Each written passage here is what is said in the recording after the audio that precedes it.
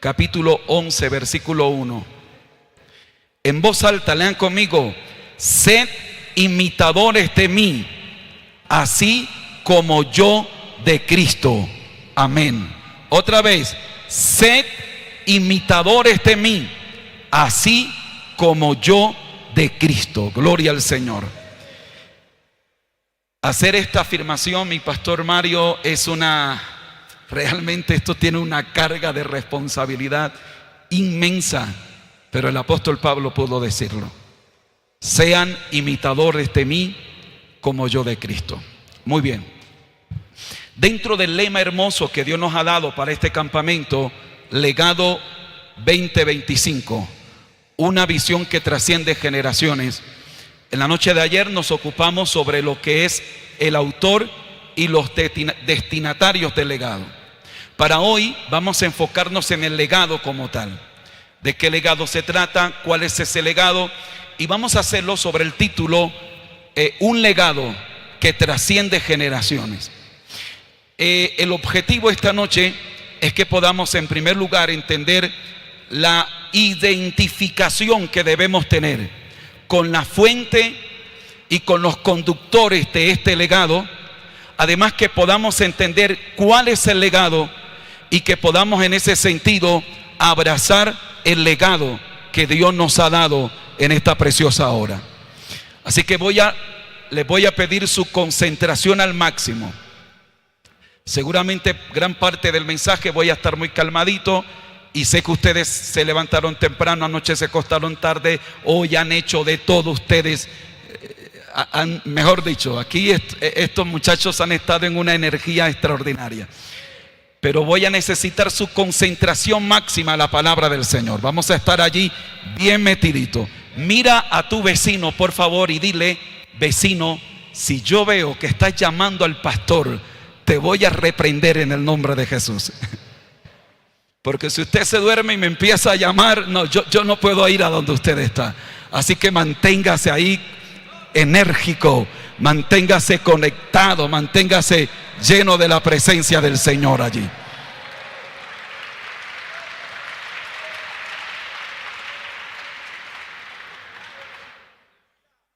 Ok. Y permítanme iniciar definiendo lo que implica la palabra legado. Desde su entorno etimológico, la palabra legado viene del latín legatum, que a su vez es participio de legare, y esto es importante. Desde el significado etimológico de la palabra, significa enviar como embajador o dejar en testamento. De tal manera que en su origen esta palabra legado implicaba una misión o herencia encargada a otro para ser continuada o preservada.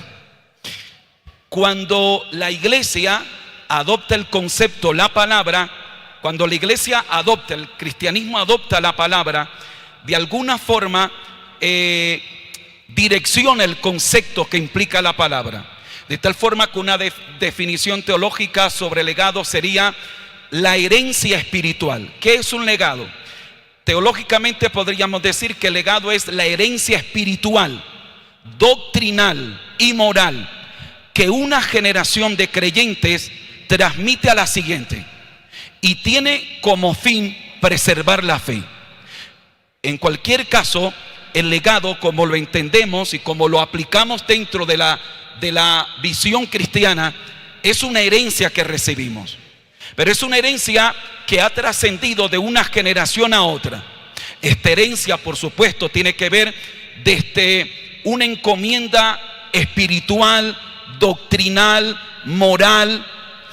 Y la razón por la que una generación de cristianos la transmite es la siguiente: es para preservar la fe. Podríamos decir que es el mecanismo que utiliza Dios para dar continuidad en el hilo de la historia al plan de redención. De tal forma que el legado es el recurso divino para Dios mantener a su iglesia en el mismo esquema, sin importar las edades, los tiempos, las generaciones, la cultura, la lengua, el país. Dios, a través del legado que transmite a una generación y esta generación a otra, preserva de esta forma la fe. ¿Puede usted levantar sus manos y dar gloria a Dios y decir aleluya? Ahora, cuando miramos este concepto legado desde una perspectiva más reflexiva, podríamos decir entonces que legado es el conjunto de valores.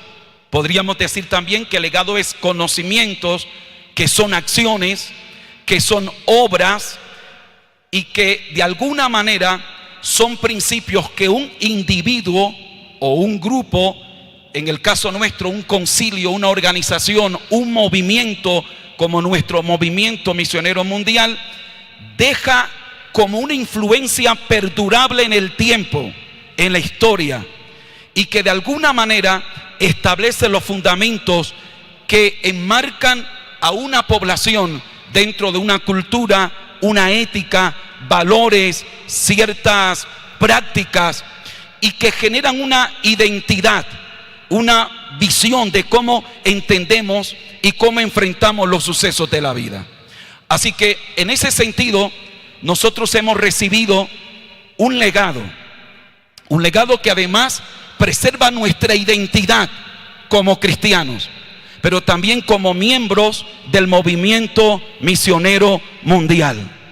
De tal manera que podemos ir a cualquier parte del mundo y debe ser que un cristiano del movimiento misionero mundial mantenga un esquema. ¿Por qué? Porque es un legado que recibe y que nos genera identidad a nivel mundial. Si usted puede aplaudir a Dios, apláudale fuerte, dele gloria, dele honra, dele alabanza.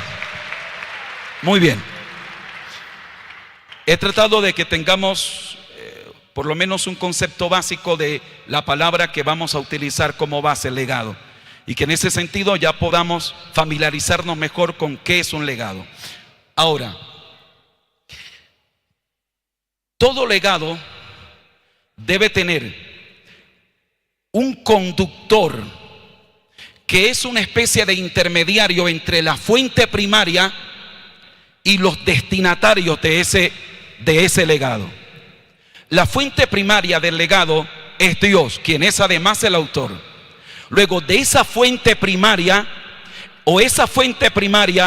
ejerce, faculta a los conductores, es decir, a personas que hacen posible que ese legado pueda llegar a las diferentes generaciones. Luego, esa fuente primaria y esos conductores operan dentro de una esfera que podríamos llamarle tiempo y espacio. Tiempo, la época en la que estamos viviendo. Espacio, movimiento misionero mundial. Así que hay una fuente primaria, es Dios, que en esta esfera llamada movimiento misionero mundial y en este tiempo en el que tú y yo estamos viviendo, Dios nos conecta, nos vincula a este legado con estos conductores. ¿Cuántos alaban la gloria del Señor? De tal manera que en este sentido, es decir, esta fuente primaria que es Dios, da origen a conductores potenciales de este legado. ¿A qué le llamo conductores potenciales? Bueno, porque potencialmente todo padre, todo pastor, todo líder, todo maestro debe ser un conductor de un legado. Sin embargo, este conductor de legado está vinculado a la relación que tenga con la fuente primaria. Es decir, siempre y cuando un pastor, papá, mamá, profesor, líder, quien sea, está apegado al legado de la fuente que es el evangelio, y siempre y cuando su conducta se enmarca dentro de la Biblia, entonces es un conductor de un legado. Es alguien a quien debemos mirar, ver, obedecer, ser inspirado por él y seguirle. Por favor, aplauda fuerte al Rey de Reyes y Señor de Señores. De tal manera que así Dios capacita a las personas que Él coloca a nuestro alrededor para formarnos. ¿Ok? Dios capacita a las personas que Él coloca a nuestro alrededor. Nuestros padres, nuestros pastores, nuestros líderes, para formarnos y para encaminarnos en el propósito que Él tiene con nosotros. ¿Cuántos alaban la gloria del Señor? Ahora, la fuente, es decir, el legado de esa fuente primaria es el Evangelio. Y ya luego voy a explicar mejor esto. Y los conductores potenciales nos heredan un legado condicionado a la práctica del Evangelio. Y aquí empezamos ya ahora sí a desarrollar nuestro tema. Espero que se haya conectado con esta parte introductoria. Para mí es muy importante que podamos entender el legado, no simplemente como una palabra que al pastor se le ocurrió colocarla en el lema y la tira y mire cada quien cómo entiende este concepto. No, yo creo que Dios nos ha citado aquí porque de verdad Dios quiere que podamos abrazar el legado que trasciende generaciones. O sea, a ver, para mí yo tengo la convicción y que además la mayoría de ustedes son muy jóvenes. Tal vez para algunos sea el primero o el segundo campamento que están. Son muy jóvenes. Algunos acaban de salir de la adolescencia e ingresar al grupo de los jóvenes. De tal manera que es muy importante que podamos abrazar el legado que abrazaron nuestros conductores, que abrazaron nuestros pastores, nuestros padres, nuestros líderes. Levante su mano, dele gloria, dele honra y dele alabanzas al Señor. De tal manera que si me permiten utilizar este término, la autenticidad de los conductores de nuestro legado está condicionado o fundamentado en un comportamiento conforme a la Biblia. Y de esta manera estoy intentando atar cualquier cabito suelto que seguramente dejé anoche, en el sentido que si bien Dios es el autor de nuestro legado, no significa esto que nuestros pastores, padres o líderes no nos dejan un legado. Solo que quiero que lo podamos entender desde los conceptos correctos, en la ubicación correcta, en el orden correcto. Muy bien, habiendo hecho esta aclaración, permítanme entonces desarrollar el punto de la identificación que debe haber en esta generación con los conductores de nuestro legado, con nuestros pastores, con nuestros líderes. Yo debo identificarme con los conductores de la forma que me debo identificar con la fuente primaria de nuestro legado. Y el primer versículo que hemos leído, Primera de Corintios capítulo 11 verso 1, dice: sed imitadores de mí, así como yo de Cristo. Dice el apóstol Pablo: sean imitadores de mí, como yo lo soy de Cristo. Mire para acá, por favor. Es un pastor diciéndole a sus ovejas: sean imitadores de mí, porque a su vez yo soy imitador de Cristo. Yo soy el conductor entre la fuente primaria y ustedes. Yo imito a Cristo, así que imítenme ustedes a mí. ¿Me estoy haciendo entender? Ahí está la relación entre fuente primaria, conductor y la generación que debe identificarse con los conductores. Levante su mano, dele gloria, dele honra y dele alabanzas al Señor. Hoy tenemos una generación que se está levantando, que no se siente identificada con los líderes que Dios ha puesto enfrente de ellos, y eso es peligroso. Hoy tenemos una generación que se está levantando, que se identifican con los youtubers, con los influencers, con fulano, con los deportistas, con los famosos. Se identifican con ellos, pero no se identifican con los líderes que Dios ha puesto delante de ellos, y eso es peligroso. Hebreos capítulo 13, verso 7 dice: acordaos de vuestros pastores que os hablaron la palabra de Dios. Y luego dice: considerad cuál haya sido el resultado de su conducta e imitad su fe. De tal manera que si la conducta de mi pastor, de mi líder, es un hombre íntegro, es una conducta íntegra, yo estoy llamado a imitar su fe. Así que yo quiero preguntarle: ¿usted tiene algún señalamiento, alguna acusación contra su pastor? ¿Sí o no? Muy bien, yo quiero tomar ese no de ustedes que los representa a todos ustedes, porque ahora les digo: ¿y por qué no imitamos a nuestro pastor? Si nosotros decimos: mi pastor es un hombre de Dios, mi pastor se guarda para Dios, mi pastor es un hombre íntegro, ¿por qué nos cuesta a veces identificarnos con ellos?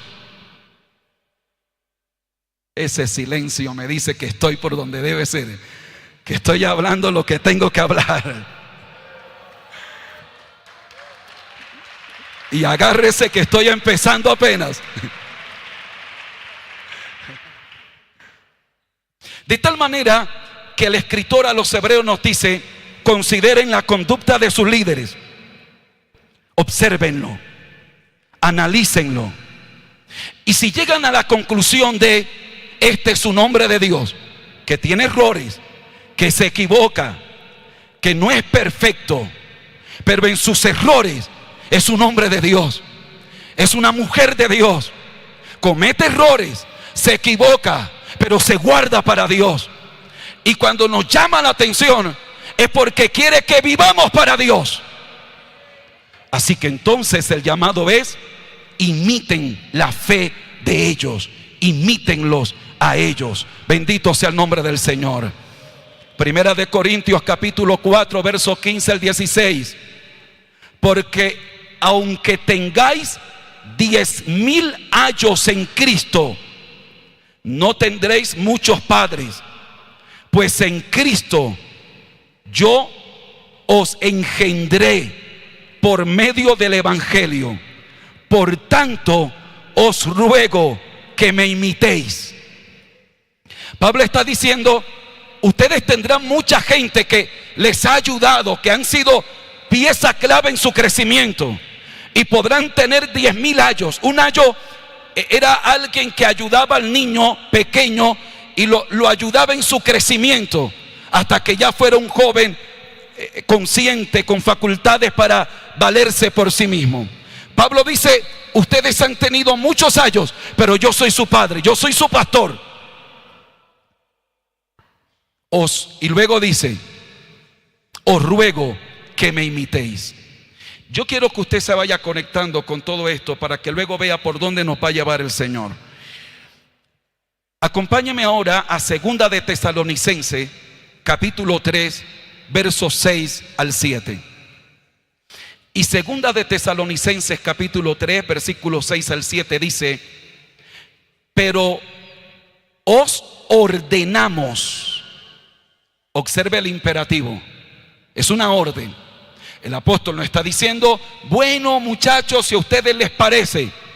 El apóstol dice: os ordenamos, hermanos, en el nombre de nuestro Señor Jesucristo, que os apartéis de todo hermano que ande desordenadamente y no según la enseñanza que recibisteis de nosotros, porque vosotros mismos sabéis de qué manera debéis imitarnos, pues nosotros no anduvimos desordenadamente entre vosotros. ¿Cuántos alaban la gloria del Señor?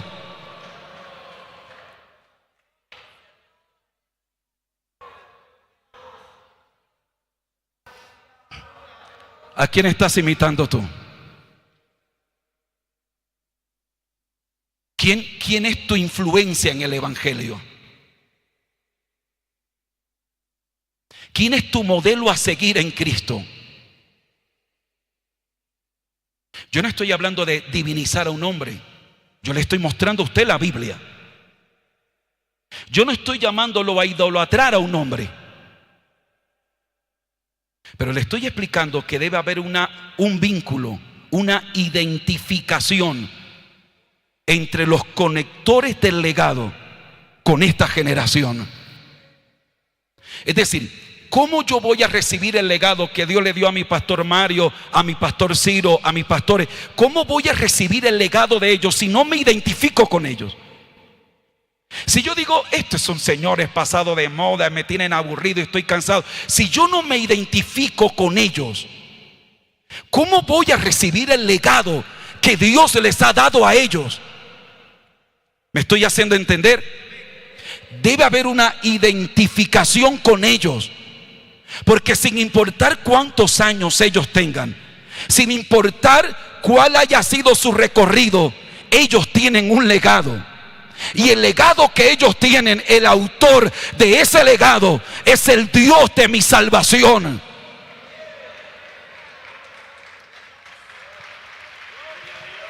¿Cuántos alaban la gloria del Señor? Mi pastor Mario, con el permiso y el respeto que le tengo, colóquese de pies con la Biblia en la mano. Venga usted, mi pastor, por favor. Hermano Mario.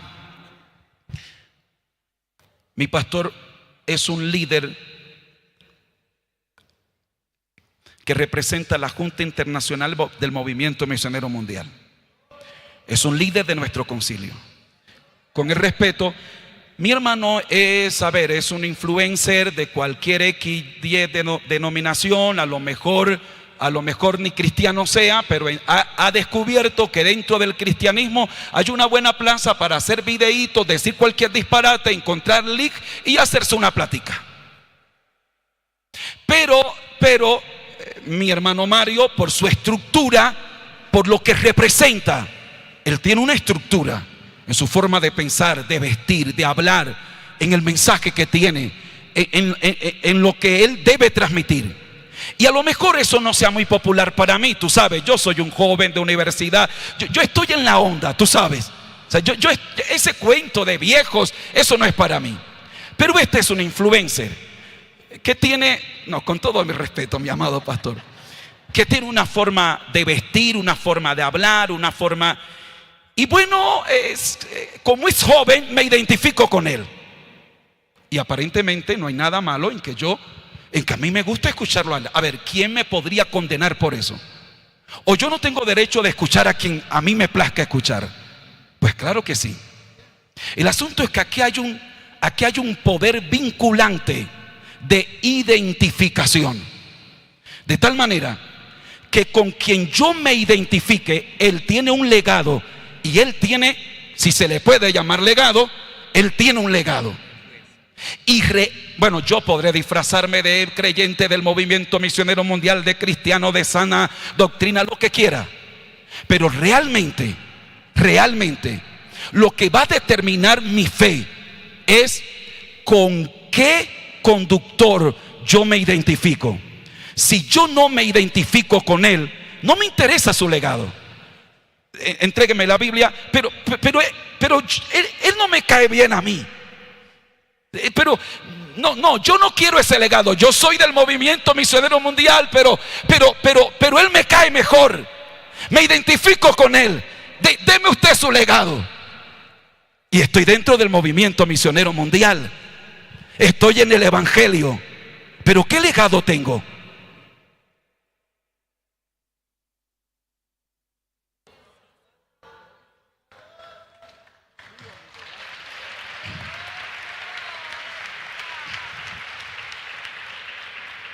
Se supone que él es mi director.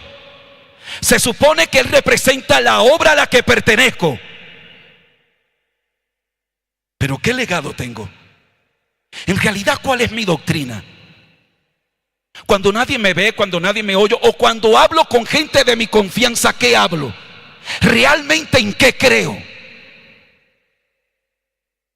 Y usted podrá decirme a mí, pastor, que yo soy maduro y yo no me daño, yo puedo ir en YouTube a quien yo quiera y en las redes sociales yo puedo seguir a quien yo quiera, que eso no me determina. Estás cometiendo un error. Porque hay un poder vinculante De tal manera que con el conductor que tú te identifiques, terminará determinando el legado que abraces. Mi pastor, gracias, y perdone que lo haya utilizado. Gracias.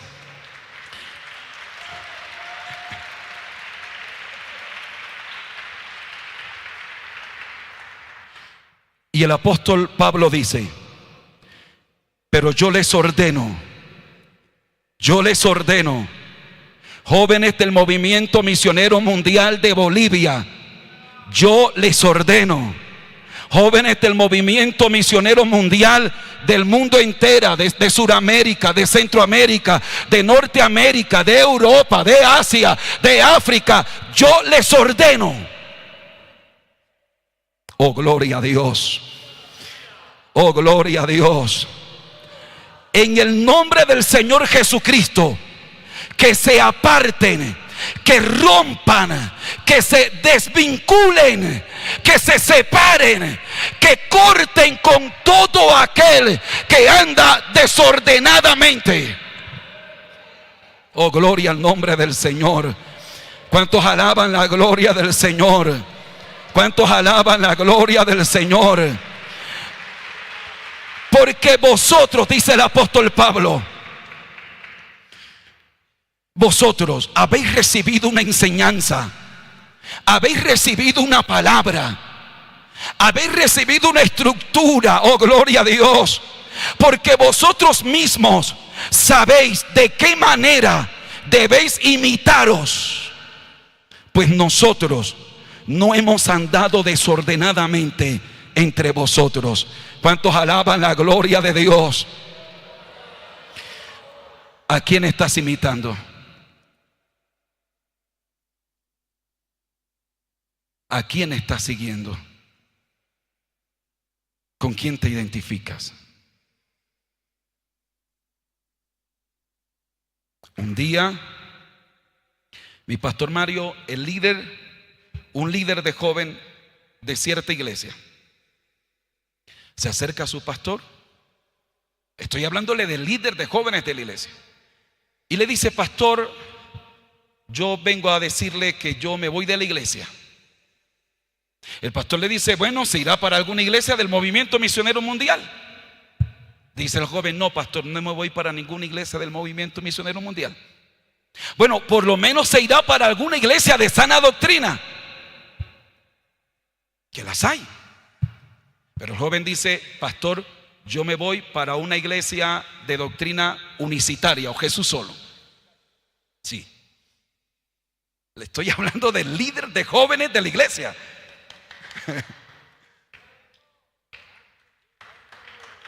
Hombre, que recibió las instrucciones, que llegó de cero, siendo un pecador mundano, recibió las clases de recién convertido del librito amarillo del hermano Luis M. Ortiz, lo bautizaron, creció allí y un día salió diciendo: yo soy Jesús solo. Y se fue, y por supuesto, a la semana lo bautizaron, porque usted sabe. Bueno, no sé acá, en Colombia es así. Y cuando el pastor empezó a indagar qué ocurrió, se dio cuenta que él admiraba a un predicador que escuchaba por medio de una emisora, entre comillas, cristiana. Y ese predicador tenía una revoltura doctrinal, y este joven se identificaba con ese predicador. O sea, le gustaba el estilo, la voz, le gustaba la forma como planteaba las ideas. O sea, él se sentía atrapado por él, se identificaba con él, al punto que fue trastornado doctrinalmente. Con quién te identificas determinará el legado que abraces. ¿Me estoy haciendo entender?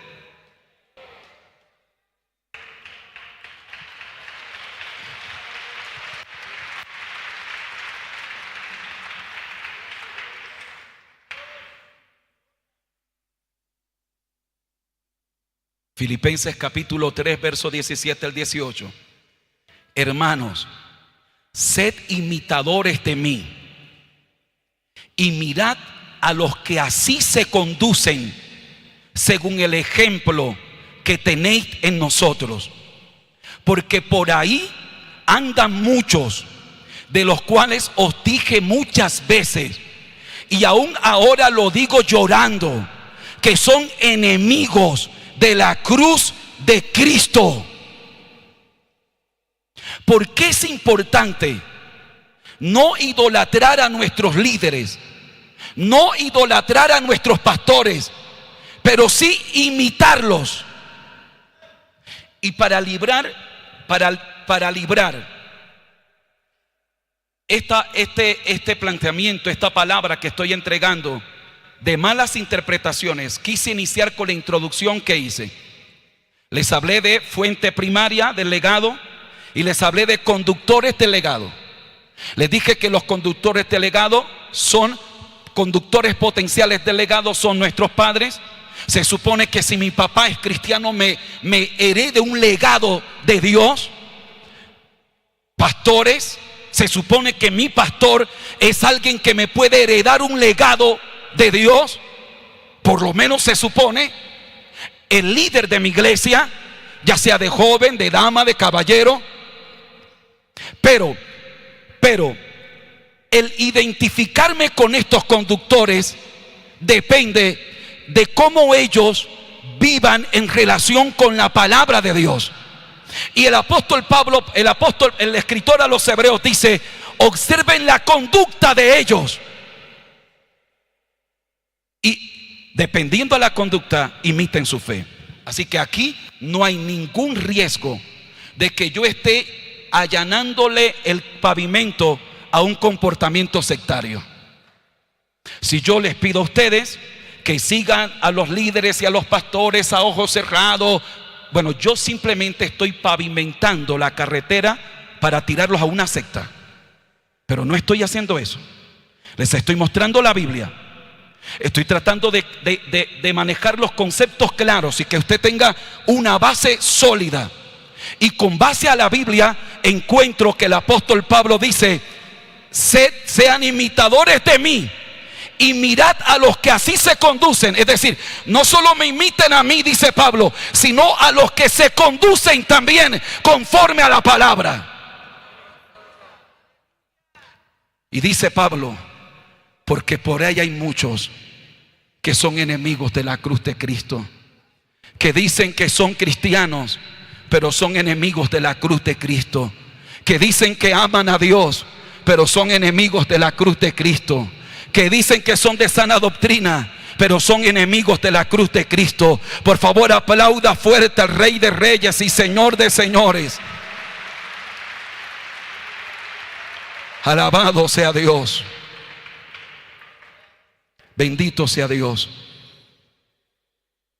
De tal manera que ahora debemos entrar al legado de Dios.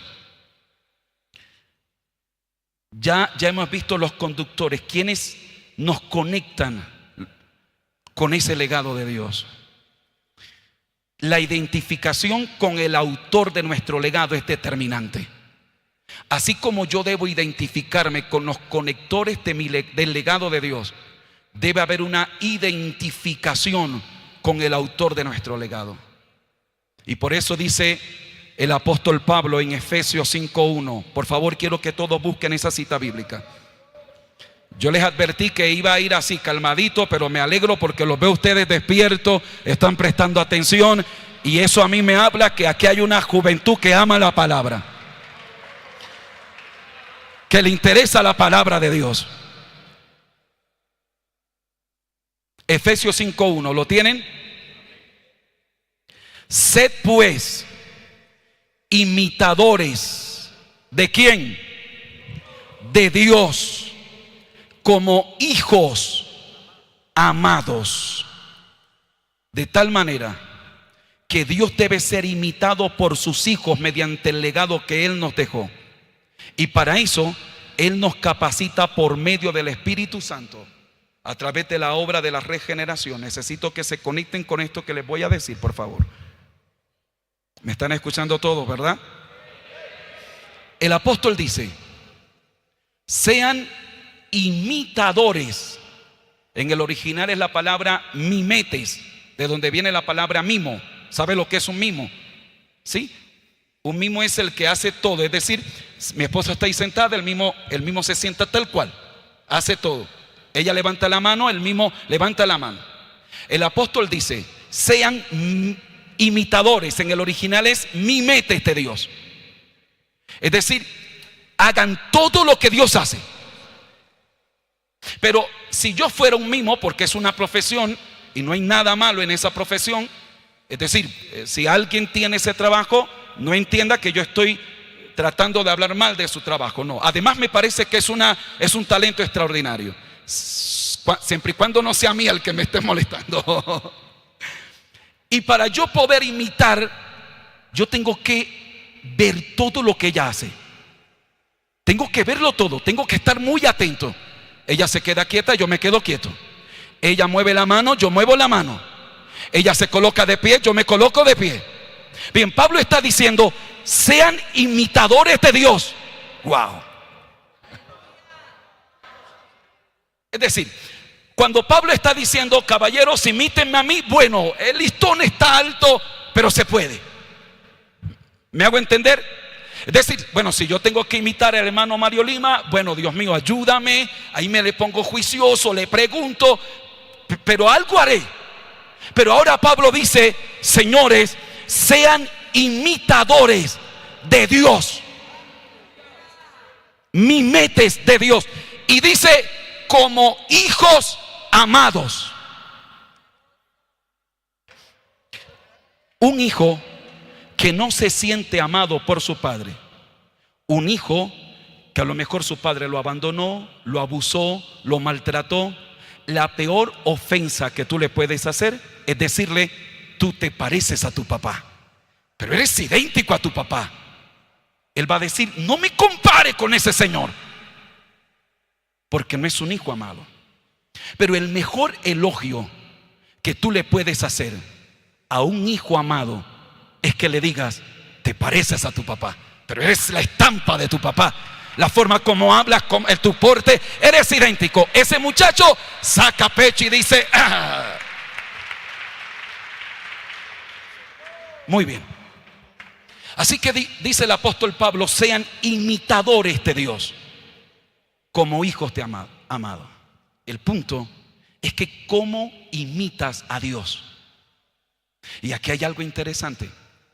En el griego hay por lo menos dos palabras que se utilizan con frecuencia en el Nuevo Testamento para hijos. Está la palabra huios y está la palabra teknon. La palabra huios, aunque puede representar hijo, puede significar hijo, se emplea más para hablar de un familiar cercano. Pero la palabra teknon, la implicación que tiene es la de un hijo engendrado, un hijo que es engendrado. Y la palabra que está utilizando Pablo aquí es la palabra teknon. Es decir, ustedes sean imitadores de Dios como hijos que llevan el ADN de su papá. Sean imitadores de Dios como hijos que han sido engendrados por su padre.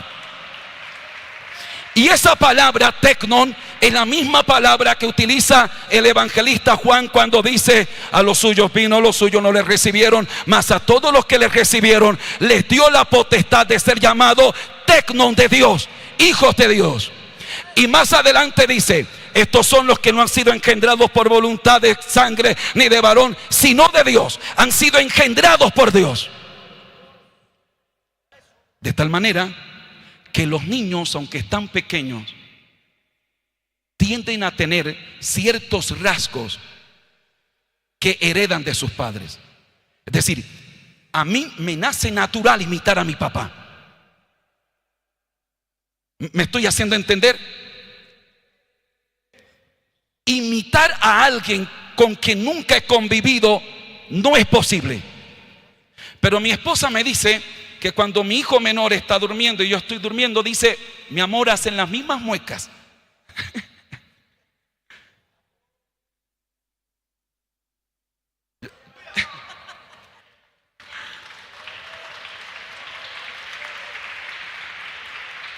Bien, ¿cómo sucede esto?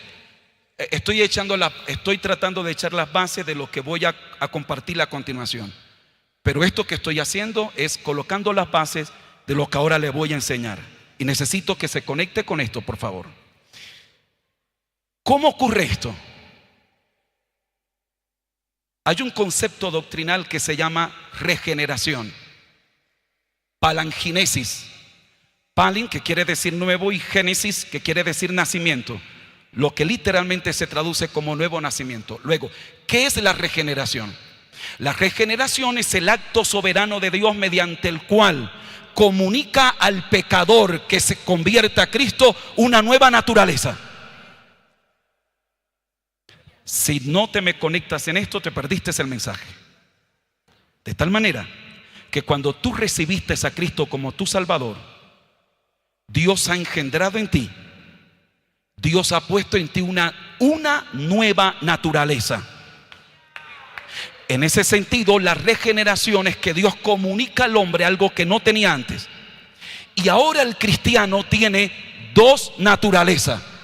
No dos personas, dos naturalezas. En mí está el hombre viejo y el hombre nuevo. Pablo lo dijo, la carne y el espíritu está en mí. Pero eso no estaba antes. Antes yo estaba imposibilitado para imitar a Dios. Porque la única naturaleza que estaba en mí era la naturaleza pervertida y pecadora. Así que me salía naturalmente pecar, pero no podía imitar a Dios. Pero ahora que yo tengo una nueva naturaleza, hay una parte en mí que se deleita en adorar a Dios. Hay una parte en mí que me dice: Carlos, yo quiero ir al culto. Carlos, yo quiero adorar a Dios. Carlos, yo quiero orar. Y es esa nueva naturaleza la que me faculta para imitar a Dios. No me hables de legado si no te identificas con la fuente primaria del legado. Aplauda fuerte al Rey de Reyes y Señor de Señores.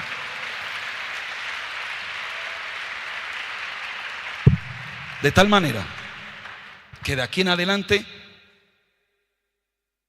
para todos los que han nacido de nuevo, abrazar el legado de Dios, deben hacerle de forma natural. No debe ser traumático, porque yo llevo el ADN de mi padre. Fui engendrado por mi padre. Por lo tanto, todo lo que mi padre tiene me lo comunica a mí, a tal punto que para mí es natural honrarlo a Él, adorarlo a Él, servirle a Él. A su nombre sea toda la gloria, toda la honra y toda la alabanza. Aleluya, aleluya. Ok. Los conductores, es decir, nuestros pastores y líderes, nos dejan un legado que está basado en la conducta de ellos, en su testimonio.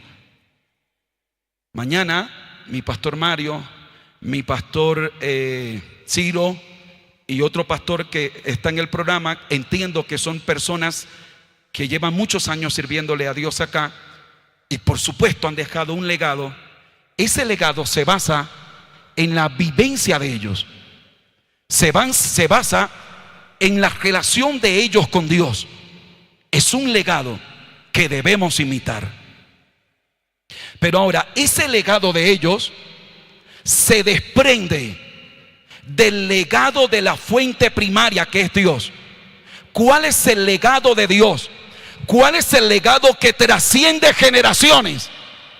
El legado que trasciende generaciones se llama el Evangelio.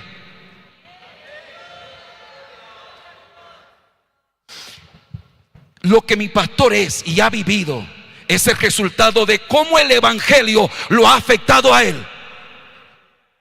Lo que él ha hecho para Dios, el testimonio que ha dejado, es el resultado de cómo el Evangelio lo ha tocado a él. Levante su mano derecha, por favor, y diga conmigo: yo tengo el legado de mi Padre Celestial, el Evangelio. Bueno, eso se oye muy bonito, pero ahora les quiero hacer una pregunta. ¿Qué es el Evangelio? No me vaya a decir el evangelio es poder de Dios. Ok, eso significa la palabra evangelio. Pero ¿podría usted explicarme en 5 minutos qué es el evangelio? Porque somos evangélicos, de hueso colorado, de lo que usted quiera, pero ¿y tú sabes qué es el evangelio?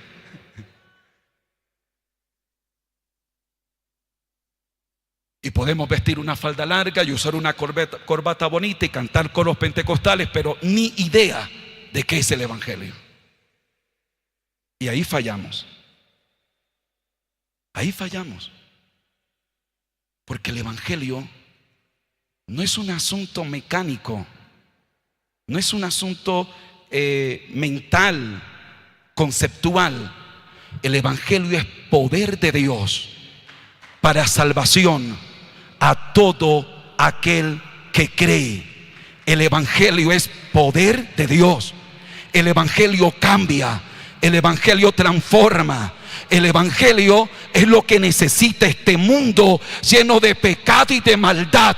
Necesita el evangelio. El evangelio, cuando entra a una familia, la familia cambia. El evangelio, cuando entra al corazón del drogadicto, del asesino, cambia, lo transforma, porque el evangelio es poder de Dios.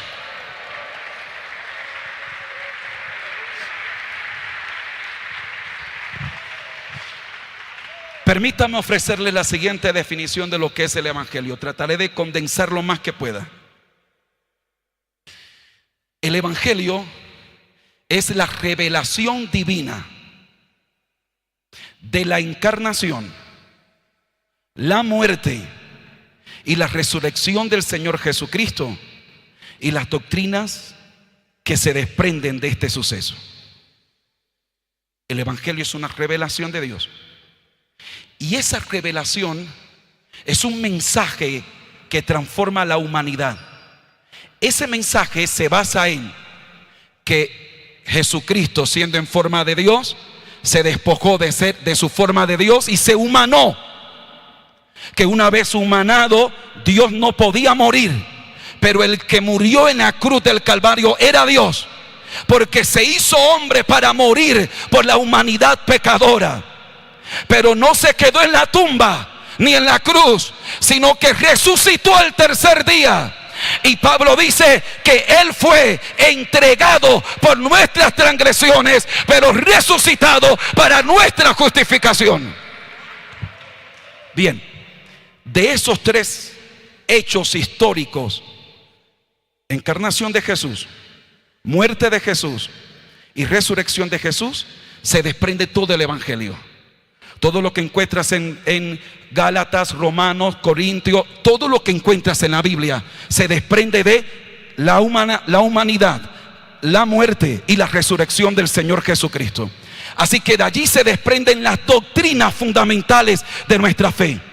Y cuando yo hablo del legado de Dios, entonces estoy hablando de las doctrinas que se desprenden del evangelio del Señor Jesucristo. Y el tiempo no me da para mencionarlas a todas, pero intentaré hablar por lo menos de 3. La doctrina de la fe, pero ya mi pastor habló poderosamente esta mañana de la fe. La doctrina de la santidad, y quiero hablarles del bautismo en el Espíritu Santo. Sobre la doctrina de la fe, el Señor nos habló poderosamente esta mañana. Y a mí me encantó cómo Dios nos habló, cómo la fe puede guardarnos en este mundo tan lleno de maldad, de filosofías, de corrientes, de pensamientos, de distorsiones. Cómo la fe puede guardar a un joven que se enfrenta a ideologías satánicas en la universidad. Hermano, Dios nos habló muy claro esta mañana. La fe. Y podríamos decir que la fe es la doctrina fundamental del evangelio. A tal punto que dice el escritor a los Hebreos 11:6, pero sin fe es imposible agradar a Dios, porque es necesario que el que se acerca a Dios crea que le hay y que es galardonador de los que le buscan.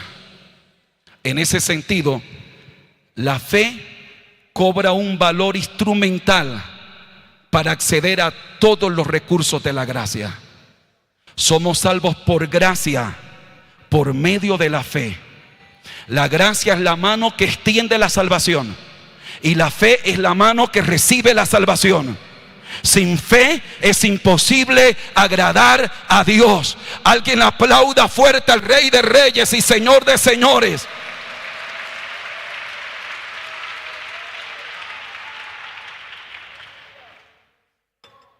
Muy bien. Y entramos a un punto importante: el legado de la doctrina de la santidad.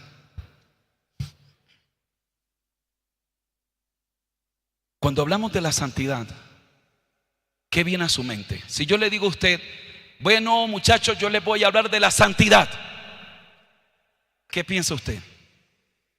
A lo mejor usted dice, bueno, prepárense porque aquí nos van a hablar de la falda larga, del cabello largo, de esto, que no hagas esto, que no hagas esto y que no hagas lo otro.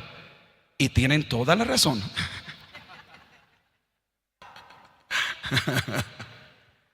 ¿Cuántos alaban la gloria del Señor?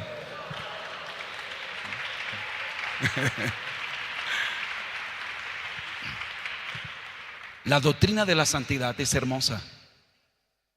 Lamentablemente nosotros la simplificamos solo a esa expresión de la doctrina de la santidad y nos quedamos solamente con la falda larga, no hagas esto y no hagas esto. Yo sé que no tengo mucho tiempo, pero en los minutos que Dios me permita, si ustedes me dan su atención, quiero tratar de explicarles la doctrina de la santidad. Quiero que usted vea lo hermosa que es la santidad.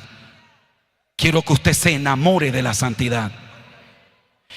Y si Dios me ayuda y logro explicarle esto en los minutos que me quedan, y usted logra entender la santidad, desde hoy en adelante, para usted la santidad no será más una carga fastidiosa que debe llevar.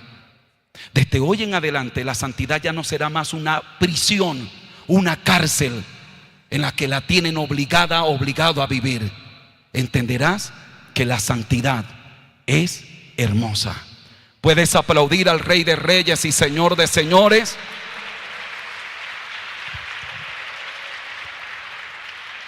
Partamos desde la declaración que hace Dios: sed santos, porque yo soy santo.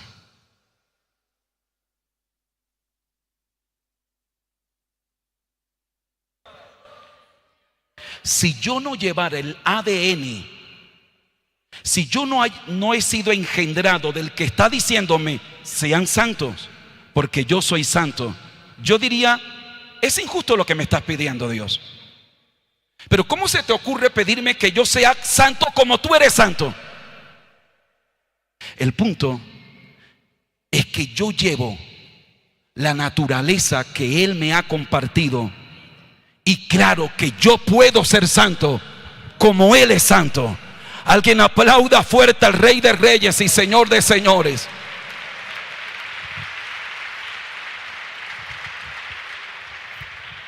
Yo sé que no me queda mucho tiempo, pero regáleme, por favor, regáleme un momento. La palabra santidad en griego es la palabra hagiasmo. Su equivalente a kados en hebreo. En cualquier caso, ¿qué es santidad? Y aquí empezamos a entender la doctrina de la santidad. Esa palabra hagiasmo significa apartado, apartado para Dios, separado para Dios. Eso es santidad.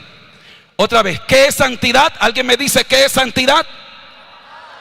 Separado para Dios, apartado para Dios. Eso es santidad. La palabra santidad significa algo que es separado para Dios. ¿Aquí hay alguien santo? Levante la mano los que son santos. Y estos mundanos que no me levantan la mano, ¿qué son? Claro, aquí puedes entender por qué cuando el apóstol Pablo empieza la primera carta a los Corintios dice a los santos de Corinto. Pero cuando llega el capítulo 3 dice ustedes son carnales. Entonces, ¿cómo primero le dice a los santos y luego le dice carnales? Pregunto, ¿hay santos carnales? Según Pablo, sí. ¿Por qué? Porque santo es alguien que ha sido separado para Dios. O sea, ha sido apartado para Dios. Pero si yo, que he sido apartado para Dios, vivo por mis impulsos carnales, soy carnal. Muy bien. De tal manera que la palabra santidad en el pensamiento del apóstol Pablo tiene dos implicaciones. Primero, santidad es separado para Dios. Y segundo, santidad es la conducta propia de esa nueva posición en Cristo. ¿Me están escuchando, verdad? Santidad es separado para Dios, primero. Y segundo, la santidad es la conducta que se desprende o se espera de aquel que ha sido separado para Dios. De tal manera que la santidad tiene dos frentes: la santidad posicional y la santidad práctica. Por favor, necesito su atención acá. La santidad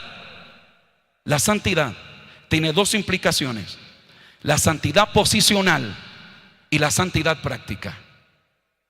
Nosotros por lo general nos enfocamos en la santidad práctica, lo que tengo que hacer y lo que no tengo que hacer, y nos olvidamos de la santidad posicional. La santidad posicional es esta: nosotros estábamos muertos en delitos y pecados, estábamos en el mundo, estábamos llenos de lodo, de maldad y de pecado, pero el Señor nos eligió. Y el Señor Jesucristo murió en la cruz del Calvario para salvarnos. Pero ¿qué hizo el Espíritu Santo?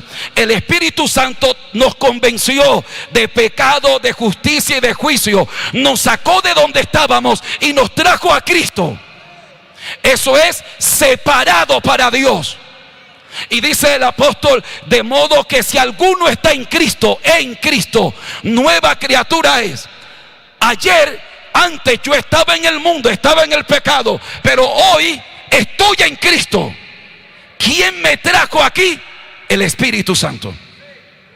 Así que la santidad posicional es la obra del Espíritu Santo para ubicarnos en Cristo.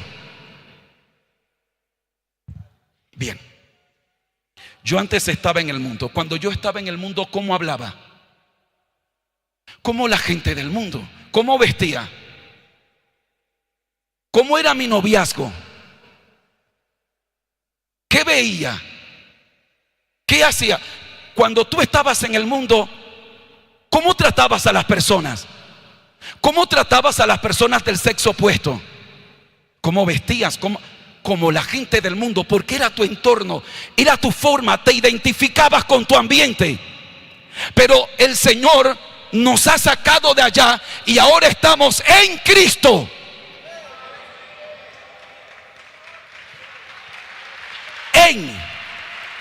No dice con, que por supuesto también estamos con Él, pero ahí habla de relación.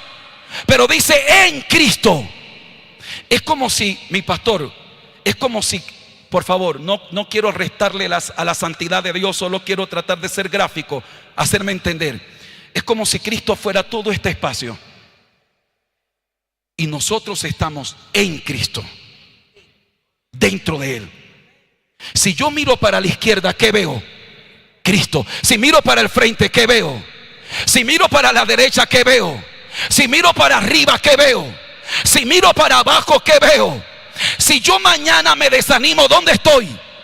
Si yo tropiezo y caigo, ¿dónde estoy? Si yo cometo un error, ¿dónde estoy? Estoy en Cristo. Yo no sé si me estoy haciendo entender.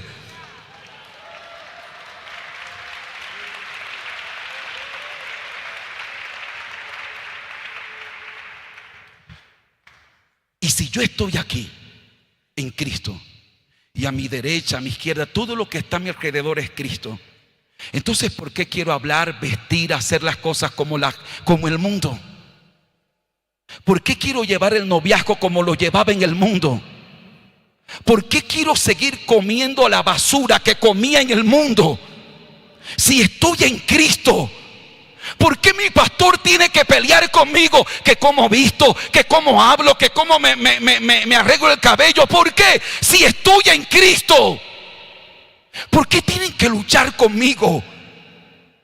¿Por qué me voy a querer parecer al mundo? ¿Por qué voy a querer amar al mundo si estoy en Cristo? De tal manera que si la santidad no es el resultado de mi ubicación en Cristo, Me la podrán imponer, pero no amaré la santidad. Me podrán obligar a vestir de tal manera, a no hacer tal cosa, pero no la voy a amar. Pero cuando yo entiendo que el Espíritu me trajo a Cristo, que yo estoy en Cristo, rodeado de Él, yo me quiero parecer a Él. Por favor, aplauda fuerte al Rey de Reyes y Señor de Señores. Acompáñeme a la carta a los Romanos un momento, por favor. Capítulo 6 de la carta a los Romanos.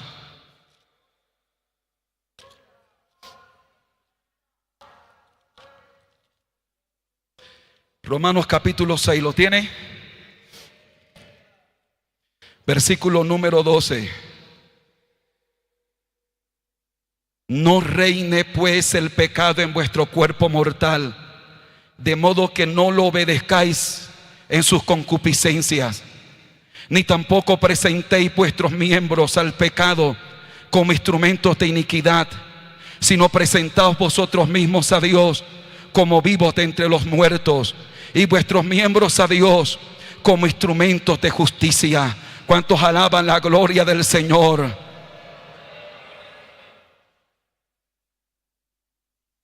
La santidad tiene dos estaciones: santidad posicional y santidad práctica.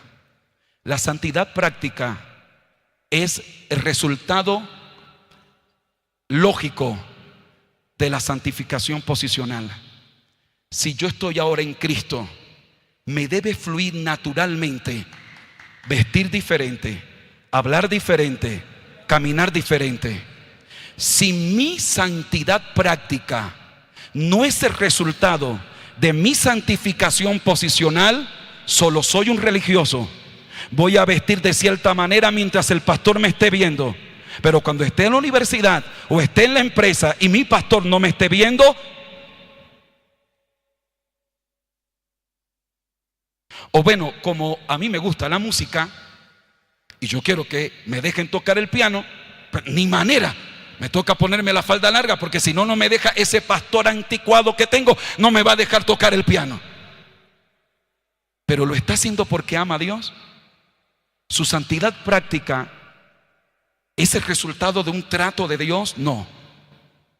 Y ese es el peor error que podemos cometer: tener jóvenes disfrazados de santidad, pero que no aman la santidad. Tener jóvenes con una máscara de santidad, pero no les interesa ni lo más mínimo vivir para Dios. Dios tenga misericordia y nos ayude. Y de la santidad práctica penden dos ramas: santidad interna y santidad externa. Yo no tengo tiempo para desarrollar más todo esto, pero de esa santidad práctica, la santidad práctica es lo que no debo hacer y lo que sí debo hacer. Y creo que un pasaje que me permite condensar esto es este versículo. El apóstol dice: primero, no reine el pecado en vuestro cuerpo de tal manera que le obedezcáis en sus concupiscencias.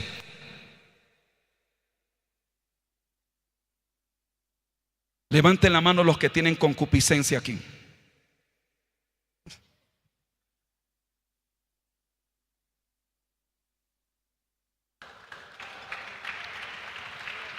Ok, ahora levanten la mano los que han sido tentados alguna vez en su vida.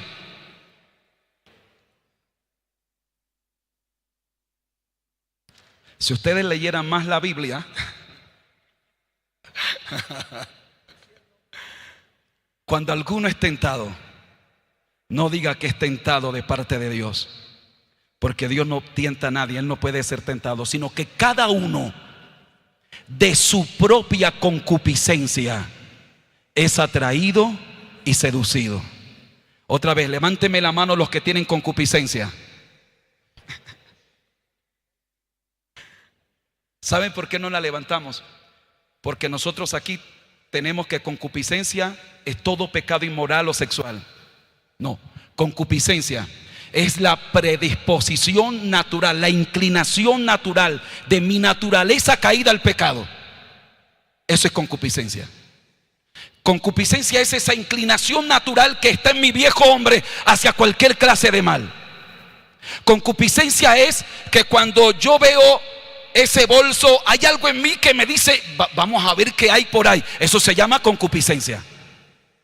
¿Es un demonio que está en mí? No, es una inclinación que está en mi naturaleza caída hacia lo malo, ya sea hacia pecados sexuales, hacia cualquier cosa. Se llama concupiscencia.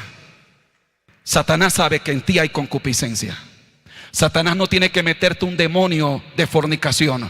Satanás ya sabe que en ti hay algo que está dormido, solo tiene que despertarlo. Y si él lo logra despertar, tus ojos se van a abrir para hacerlo. Pero dice el apóstol aquí: no presentéis los miembros de vuestros cuerpos como instrumento para el pecado. El verbo presentar que utiliza el apóstol Pablo aquí es la palabra paristemi. Y esa palabra paristemi, la preposición para, quiere decir estar al lado, ponerse al lado. Y esa palabra istemi quiere decir estar de pie, ponerse de pie. Así que cuando el apóstol dice no presentéis los miembros de vuestro cuerpo al pecado, lo que está diciendo, el original traduce así: no estén viniendo, no se paren al lado del pecado para ofrecerle los miembros de su cuerpo. Eso es presentar. Presentar es cuando tú tomas tus ojos, tú tomas tus manos, tu boca, que estás aquí en la alabanza, adoras a Dios, pero cuando sales del campamento vas y te pones de pie al lado del pecado y le dices: pecado, aquí están mis ojos, ¿qué quieres ver? Pecado, aquí están mis manos, ¿qué quieres hacer? Pecado, aquí están los miembros de mi cuerpo, ¿qué quieres que haga? El apóstol Pablo dice: no reine el pecado en vuestro cuerpo mortal. Eso es santidad. Santidad es cuando el pecado no reina en ti. Santidad es cuando tú no te pones de pie al lado del pecado para darle tus ojos. Tú puedes tener una corbata muy bonita, pero si con esa corbata bonita te pones de pie al lado del pecado y le prestas tus ojos, tus manos, eso no es santidad.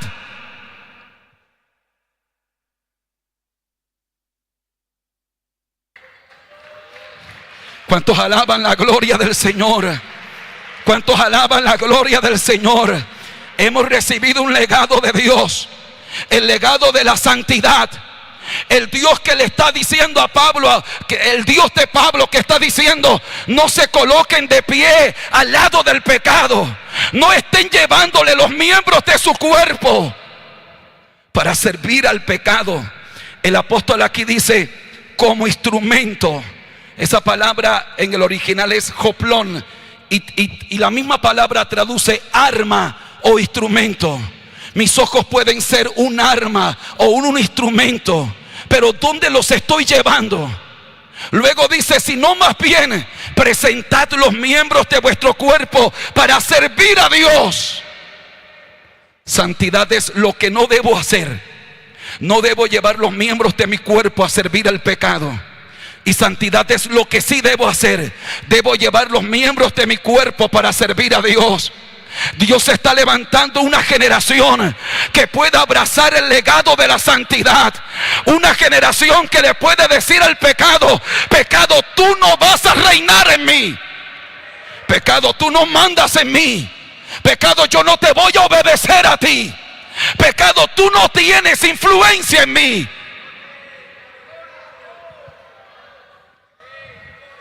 Una juventud que cuando el pecado llama a Pedro: Pedro, ven a ver pornografía, Pedro. Pedro se para y dice: pecado, olvídate, tú no me mandas a mí. Yo no te voy a obedecer en esa concupiscencia, pecado. Mis ojos son para Dios, mis manos son para Dios, no para llevárselo al pecado.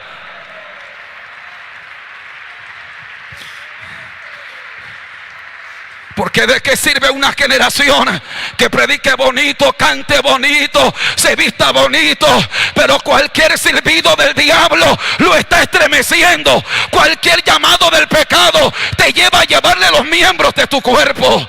Dios levanta una generación santa, y santidad es decirle al pecado: pecado, yo no te voy a obedecer. Pecado, yo no te voy a servir.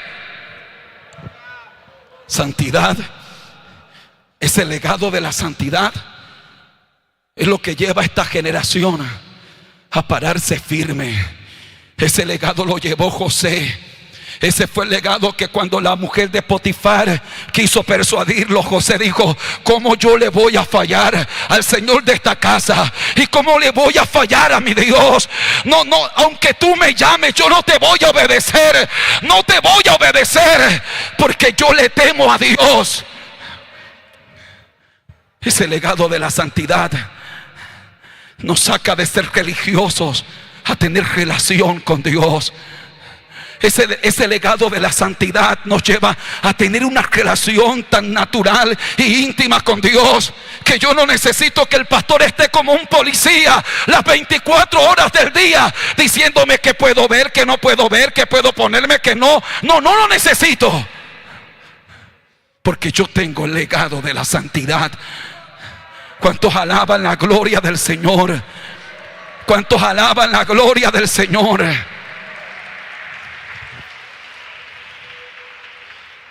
Hay un versículo, el versículo 19, que cuando yo lo leo, yo percibo la carga del apóstol Pablo vertida en este versículo. El apóstol dice: hablo como humano por vuestra humana debilidad. Este es un paréntesis como para decir: lo que yo voy a decir a continuación es algo que teológicamente es incorrecto. Lo que voy a decir a continuación no es políticamente correcto, pero lo voy a hablar como humano. Es decir, voy a hablarles de tal manera que me entiendan. Y dice a continuación: que así como para iniquidad presentasteis vuestros miembros para servir a la inmundicia y a la iniquidad, así ahora para santificación presentad vuestros miembros para servir a la justicia. Mi pastor, es como si yo le dijera a un miembro: ¿te acuerdas cuando tú te emborrachabas y amanecías, te embriagabas?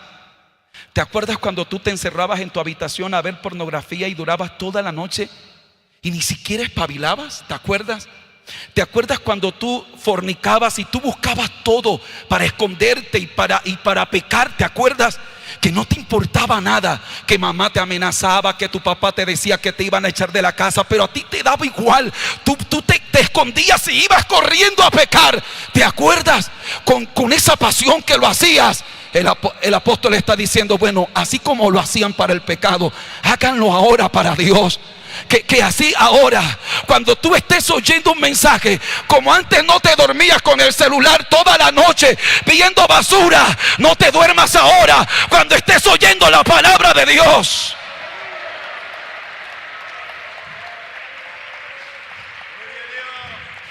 Ahora entiende por qué el apóstol hace la aclaración.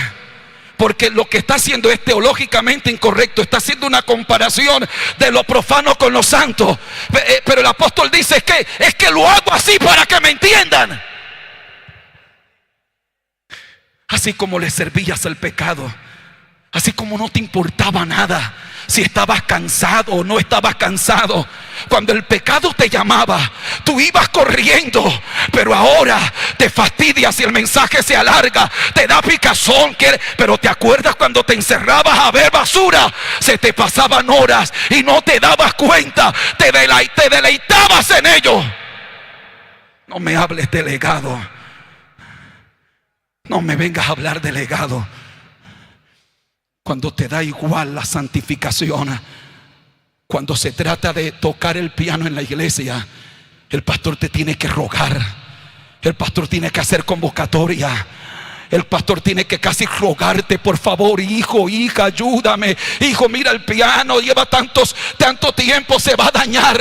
Y tú sabes tocarlo, sabes ejecutarlo, pero te tienen que rogar. Sin embargo, para el pecado, cuando el pecado te dice: Miguel, ven a pecar, no te tiene que rogar, vas corriendo a hacerlo. La generación que toma el legado de la santidad. Yo no sé usted, yo entiendo que la santidad es mucho más de cómo visto.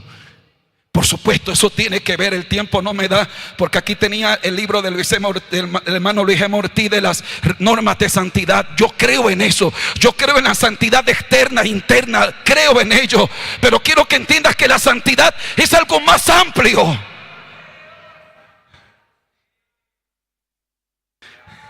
Dios está llamando a esta generación. Dios está llamando a jóvenes que digan: yo quiero ponerme de pie al lado de mi Señor y decirle: mi Señor, aquí están mis ojos. Mi Señor, aquí te traigo mis ojos. Mis ojos no serán para el pecado.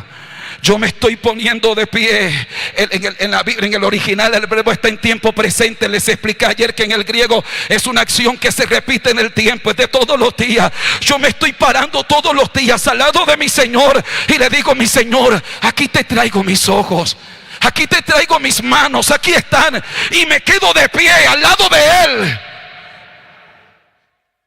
Yo no quiero llegar en la mañana en el campamento y decirle: Señor, toma mis manos, pero luego me voy y se las vuelvo a llevar el pecado. No, yo quiero quedarme de pie al lado de mi Señor. Que mis manos se queden aquí, que mis manos sean para Él, que mis ojos sean para Él,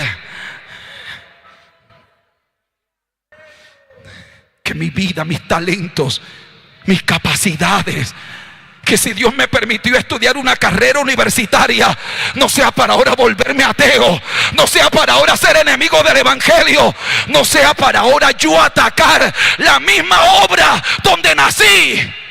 Y brosanda ribasayama, que si hoy Dios me ha dado algo, no sea para alejarme de Él, sea para venir al lado de Él y decirle: Señor, aquí estoy, aquí pongo los talentos, aquí pongo mi vida, aquí estoy de pie al lado tuyo.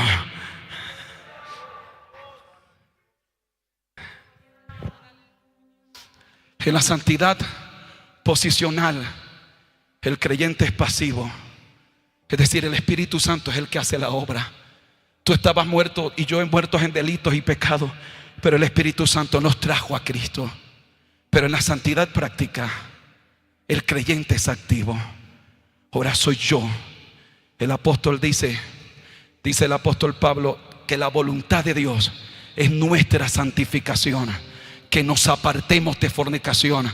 Dios no me va a apartar de fornicación. El apóstol dice: tú apártate de fornicación. La santidad práctica es una decisión que yo hago, es una decisión que yo tomo. La decisión de vivir para Dios, la decisión de guardarme para Dios, la decisión de entregarle a Dios cada parte de mi vida, cada parte de mi corazón. La decisión que yo tomo de decirle: Señor, aquí estoy. ¿Sabe?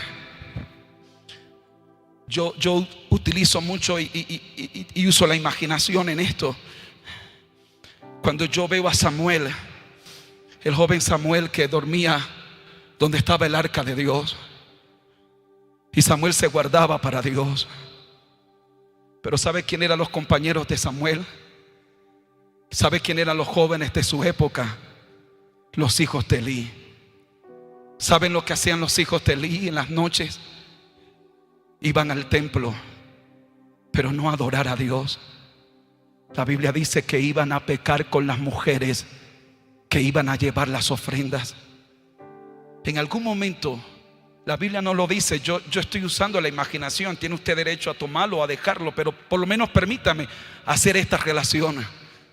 Que en algún momento Samuel tuvo que cruzarse con los hijos de Elí. En algún momento los hijos de Elí le dijeron a Samuel: Samuel, pareces un viejo.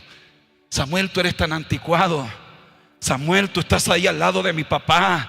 Tú no te desprendes de ese arca, Samuel. Samuel, acompáñanos. Esta noche tenemos un programa bueno. Hay unas hermanitas, Samuel. Esta noche nos las vamos a gozar a esas hermanitas. Samuel, tú pareces bobito. Samuel, mira el santurrón ese. Samuel, ¿de qué te sirve ser tan santo, Samuel? Mira, mi hermano y yo todas las noches nos vamos a disfrutar la vida. ¿Sabes qué pienso yo cuando pienso en ese cuadro? Me parece ver a Samuel. Era un joven todavía muy tierno en edad. Me parece mirar a los hijos de Elí con una mirada serena y clara, pero con la convicción, con esa madurez típica de un joven espiritual. Decirle: miren, muchachos, si ustedes quieren pecar, vayan y pequen, pero yo esta noche, yo quiero ir al lugar donde está el arca de Dios. No me hables de fornicación. Yo quiero estar esta noche donde está el arca de Dios. Es que cuando yo estoy allí en esa habitación, en ese arca de Dios, hay una presencia de Dios. Yo amo esa presencia de Dios. Yo quiero estar en el lugar de la presencia de Dios. Siempre habrán los hijos de Elí. Y tal vez aquí hayan hijos de Elí. Tal vez aquí hayan muchachos que les da igual el mensaje, que están viendo a qué muchacha pueden enamorar. Pero yo también creo que aquí hay jóvenes como Samuel que dicen: yo vengo aquí porque quiero el arca de Dios. Estoy aquí porque quiero la unción de Dios. Yo creo, hermano, hermana, que Dios levanta una generación que ama la santidad. Que Dios levanta una generación que ama la consagración, que ama vivir para Dios, que ama guardarse para Dios. Yo creo que Dios levanta una generación, una generación que le va a decir a los hijos de Elí: si ustedes quieren pecar, pequen. Si ustedes quieren estar indiferentes en el campamento, entonces estén indiferentes. Pero yo no vine a distraerme. Yo no vine a ver a las hermanas de la iglesia. Yo no vine a ver cómo el otro canta. No, yo vine aquí porque yo necesito que Dios trate conmigo. Yo vine aquí porque yo necesito que Dios trate mi corazón.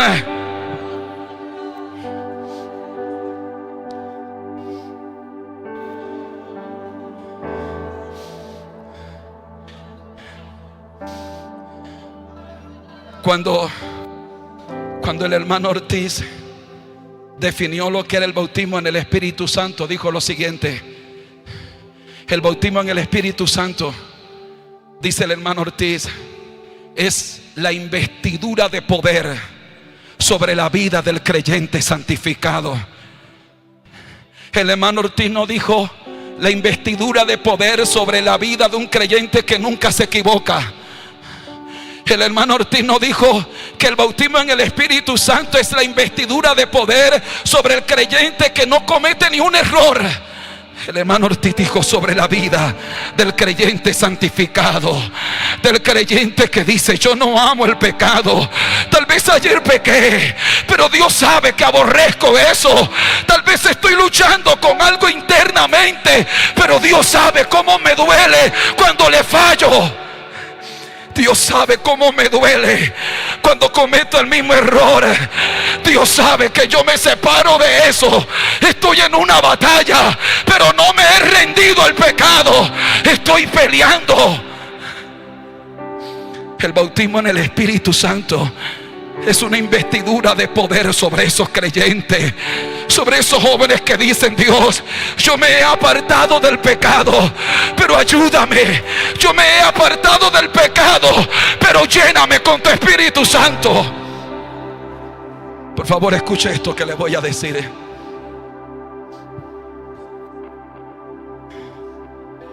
Aunque yo entiendo lo que se trata de decir con la expresión que tal vez le voy a recordar, no se ajusta al pensamiento bíblico. La gente dice: tú no puedes recibir el Espíritu Santo porque no te lo mereces. Satanás te habla al oído y te dice: ni sueñes pasar al altar. A ti Dios no te puede tocar. Porque mira lo que hiciste ayer.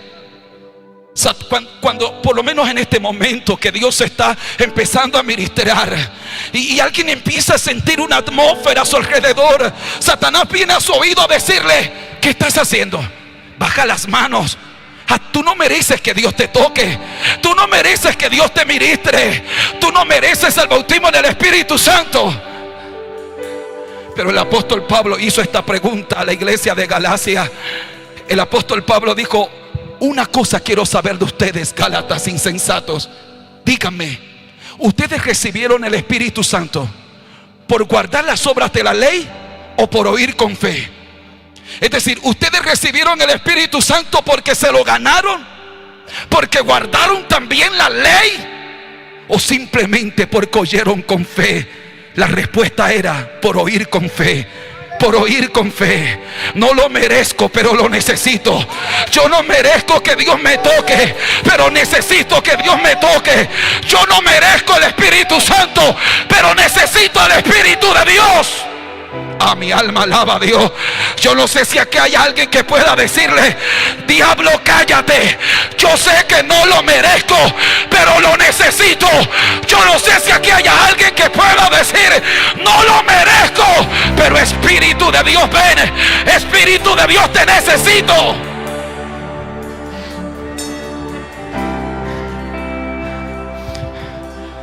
Levanta tus manos y adora. Levanta tus manos y adora. Levanta tus manos y adora. Levanta tus manos y adora. Levanta tus manos y adora. Levanta tus manos y adora. Yo no lo merezco, pero lo necesito. Yo sé que no lo merezco, pero la única manera para levantarme es que venga el Espíritu sobre mí. La única manera para estar de pie es que ven, Sanda, Ribasayama.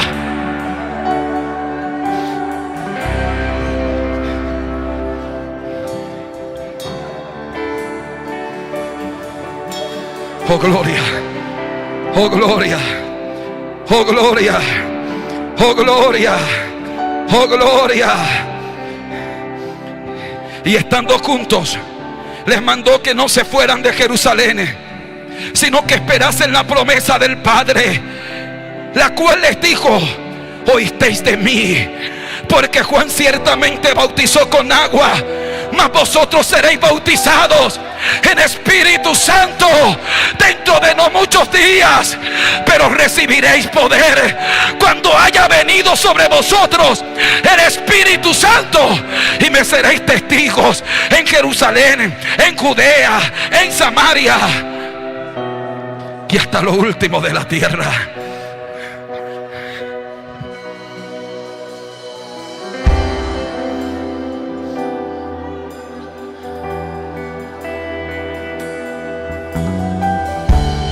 El bautismo en el Espíritu Santo es la promesa del Padre. Por favor, escúchame. Por favor, escúchame. Por favor, escúchame. Los que están en la silla, los que están aquí en el altar, por favor, escúchame. El bautismo en el Espíritu Santo es la promesa del Padre. ¿Sí me escuchó? La promesa del Padre. ¿Sabe lo que es una promesa? No es la promesa de un pastor, es la promesa del Padre. El Padre dijo: en los postreros días, anda, Rabasayama, derramaré mi espíritu sobre toda carne. Y Brasenda, eso no lo dijo un pastor, eso lo dijo el Padre. Eso lo dijo el Padre. Y el Padre no miente. El Padre no miente. El Padre no engaña. El Padre no manipula. El Padre dijo: yo voy a derramar. Yo voy a derramar. Yo voy a derramar.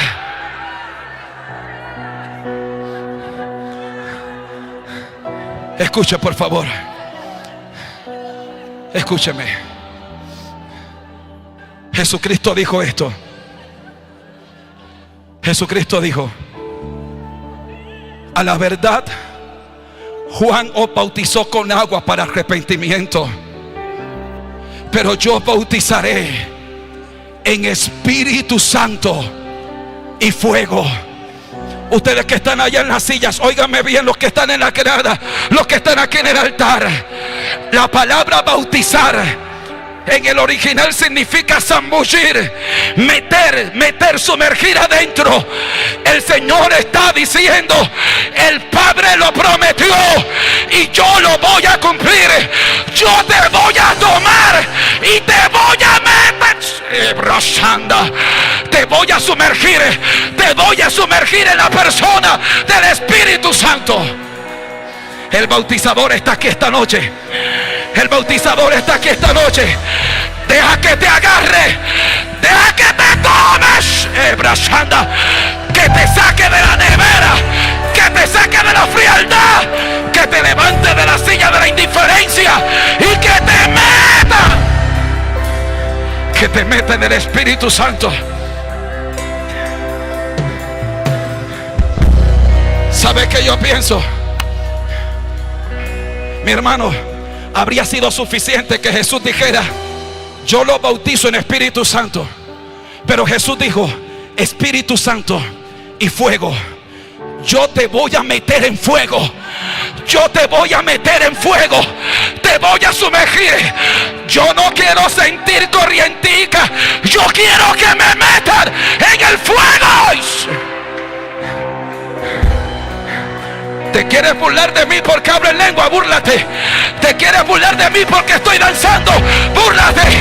Pero me están metiendo en fuego. Ribasanda, Ribasayama. Poder de Dios, poder de Dios.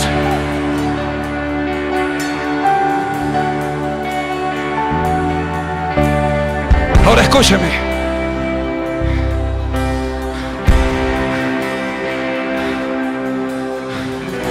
Hay un elemento característico en el derramamiento del Espíritu Santo. Primero, que no solo ocurrió el día de Pentecostés, que el día de Pentecostés fue el comienzo, que se repitió varias veces en la historia de la iglesia primitiva, registrada en Hechos. Segundo, que cuando el Espíritu caía, los discípulos hablaban en otras lenguas según el Espíritu les daba que hablasen. Lenguas de fuego, lenguas de fuego, lenguas de fuego que se asentaban sobre la cabeza de ellos. ¡Oh, poder de Dios! Que cuando se metía el Espíritu de Dios era como un viento recio. Era un viento que sacudía.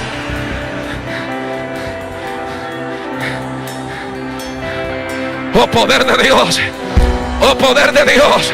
Poder de Dios, poder de Dios, poder de Dios. Lenguas de fuego ahora. Lenguas de fuego. Lenguas de fuego. Lenguas de fuego. Lenguas de fuego. Lenguas de fuego. Según el Espíritu te da para que hable. Según el Espíritu. Según el Espíritu.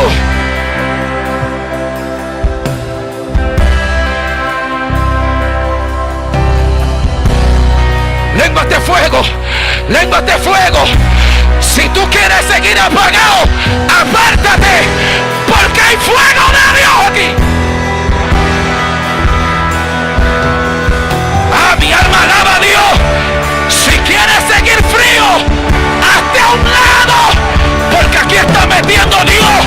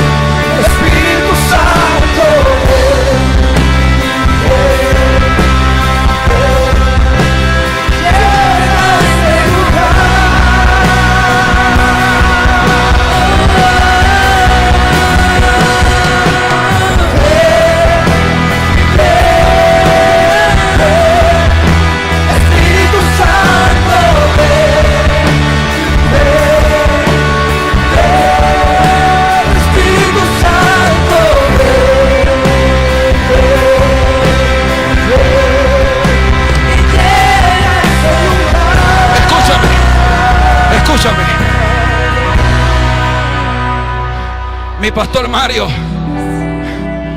se está filtrando una corriente teológica llamada cesacionismo, que dice que los dones del Espíritu Santo, el bautismo en el Espíritu Santo, cesó después de la muerte del último apóstol, y que ya no hay lenguas de fuego, y que ya no hay dones del Espíritu Santo, y que ya no hay fuego, que esto es emocionalismo. Al Señor reprenda al diablo. La obra del movimiento misionero mundial tiene un legado Pentecostés.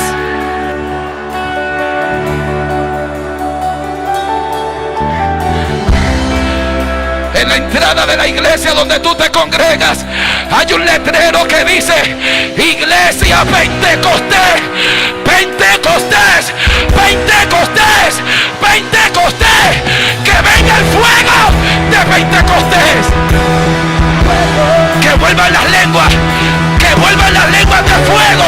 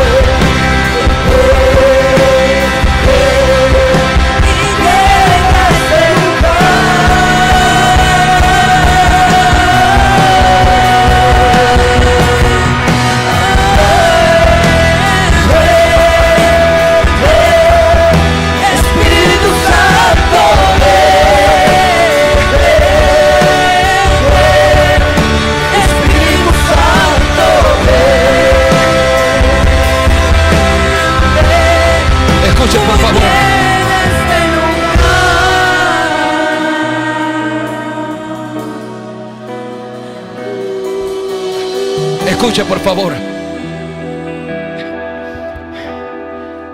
Escúcheme. Un día estaba el apóstol Pedro en las sedes en Jerusalén, cuando llegó una noticia a ellos: los hermanos de Samaria han recibido el evangelio. Entonces va Pedro con otro y les están predicando el evangelio, los cuales, habiendo venido, oraron por ellos para que recibiesen el Espíritu Santo. Entonces les imponían las manos y recibían el Espíritu Santo. Si alguien aquí quiere hoy el bautismo en el Espíritu Santo, yo voy a pedir a todos los pastores, esposas de pastores, vamos a orar con imposición de manos, que recibas el bautismo en el Espíritu Santo. Pero seguía el derramamiento del Espíritu Santo, seguía. Y ahora pasa con Pedro otra vez. Y en el capítulo 10, verso 44 dice: mientras aún hablaba Pedro estas palabras, el Espíritu Santo cayó. El Espíritu Santo cayó. El Espíritu Santo cayó sobre todos los que oían el discurso. Y hablaban en lenguas. Y hablaban en lenguas. El Espíritu Santo cayó. El Espíritu Santo cayó. Y aquí está cayendo. Aquí está cayendo. El Espíritu Santo cayó. Mi alma alaba a Dios. Cae el Espíritu de Dios. Ahora escucha esto, por favor. Escucha esto. Muchachos, Lucas está narrando la historia de la iglesia primitiva. Y Lucas necesita plasmar lo que ocurrió ese día. Lucas quiere transmitir a las siguientes generaciones lo que pasó ese día mientras Pedro predicaba. Y Pedro utiliza una palabra griega que es epipito.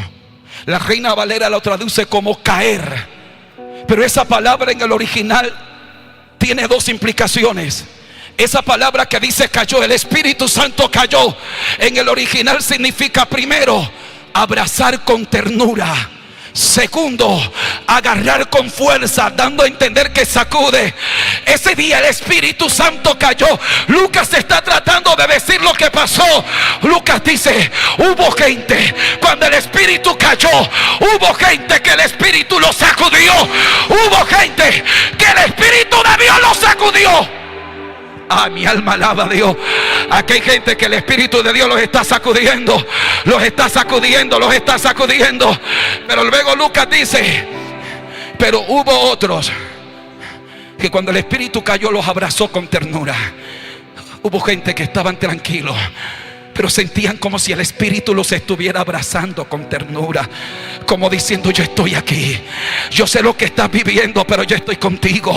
Yo sé la batalla que tienes que nadie sabe, pero yo estoy contigo. Yo sé que papá no sabe, que mamá no sabe, pero yo estoy contigo. Aquí hay gente que el Espíritu de Dios los está abrazando con ternura. Está diciendo, yo estoy contigo, yo estoy con... Ah, mi alma alaba a Dios.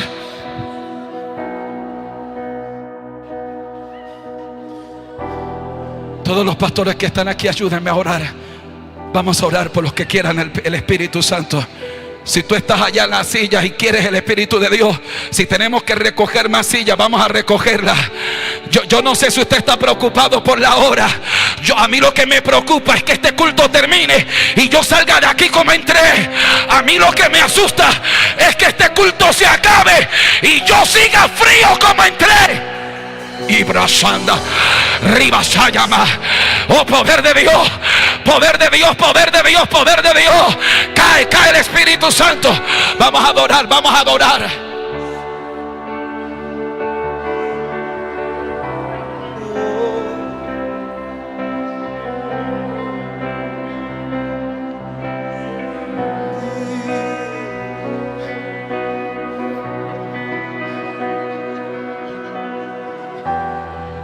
Estoy aquí,